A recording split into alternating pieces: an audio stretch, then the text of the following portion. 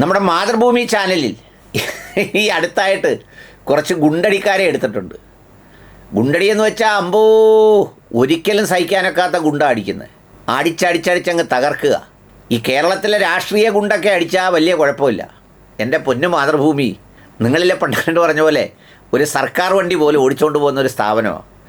അതിൻ്റേതായ ഒരു ഒറിജിനാലിറ്റിയൊക്കെ പണ്ടുണ്ടായിരുന്നു. ഇപ്പം നിങ്ങളിങ്ങനെ ഗുണ്ടടിക്കരുത്. ഈ ഗുണ്ട് വിദഗ്ധരെ മാത്രം നിങ്ങൾ അണിനിരത്തി ഗുണ്ടടിക്കുന്നത് വലിയ കഷ്ടമാണ്. ഇപ്പം ഞാനീ പറയാൻ വന്ന ഗുണ്ട് കേരളത്തിലെ രാഷ്ട്രീയ ഗുണ്ടൊന്നുമല്ല. ഇന്നൊരു വാർത്ത കണ്ടു. ഡ്യൂറോയെ കടത്തി കമനേയെ വധിച്ചു, ഇനി കിം. ഏതാകും US-ൻ്റെ അടുത്ത ഡിക്കാപ്പിറ്റേഷൻ സ്ട്രൈക്ക്? അതായത് ഇവരെ രണ്ടുപേരെയും തീർത്തു. ഇനി അടുത്ത നമ്മുടെ കിം ജോൺ ഉന്നിനെ, ഉത്തര കൊറിയയെ ആണോ അടുത്ത ലക്ഷ്യം എന്നാണ് മാതൃഭൂമിയിലെ ഗുണ്ടുകാർ ചോദിക്കുന്നത്. പുളിക്കും. ട്രംപ് കാലുവഴിയേ മുള്ളും. എന്താണെന്നറിയാമോ? ട്രംപിന് നന്നായിട്ടറിയാം. ട്രംപിനേക്കാൾ വലിയ ഭ്രാന്തനാണ് കിം ജോൺ ഉൻ.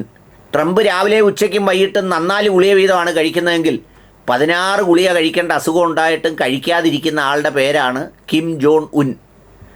അവനിപ്പോൾ ഈ മിസൈൽ അടിച്ചുകൊണ്ടിരിക്കുന്നുണ്ടോ? ഇടയ്ക്കിടയ്ക്ക് അടിച്ചവൻ്റെ അണ്ണാക്കിലടിക്കും.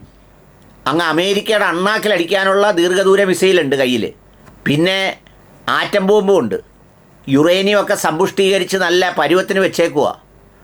ട്രംപിൻ്റെ മച്ചമ്പിയാണ് വട്ടിൻ്റെ കാര്യത്തിൽ. അതുകൊണ്ട് ലോകത്ത് ഒരാൾ പോലും ഈ മാതൃഭൂമിയിലെ ഗുണ്ടടിക്കാരല്ലാതെ ആരും ഈ ഡൊണാൾഡ് ട്രംപ് ഇനി കിം ജോൺ ഉന്നിനെ ലക്ഷ്യം വെക്കുമോ എന്ന് ചിന്തിച്ചു പോലും കാണില്ല. എന്ന് മാത്രമല്ല, ലോകത്തെല്ലാവരും പറയുന്നത് ഈ ഇറാൻ ഇന്ത്യയെപ്പോലെയുള്ള രാജ്യങ്ങളെ ചേർത്ത് പിടിച്ച സ്ഥാനത്ത് ഉത്തര കൊറിയയെ പോലുള്ള രാജ്യത്തെ ചേർത്ത് പിടിച്ചിരുന്നെങ്കിൽ അവർ ആപത്ത് കാലത്ത് കൂടെ നിന്നേനെ എന്ന് പലരും പറയാൻ തുടങ്ങി. നമ്മളങ്ങ് വളഞ്ഞില്ലേ, നമ്മളങ്ങ് തഴുകി വഴിഞ്ഞ്. ഇപ്പം നമ്മൾ ചെറുതായിട്ടൊക്കെ പിന്നെ ഇറാൻ വിദേശകാര്യമന്ത്രിയൊക്കെ വിളിക്കുന്നുണ്ട്. നമ്മുടെ വിദേശകാര്യമന്ത്രി എന്താ അവരിടിച്ച് നിരത്തുമെന്നോർത്ത് അവരുടെ കൂടെ നിന്നതാ.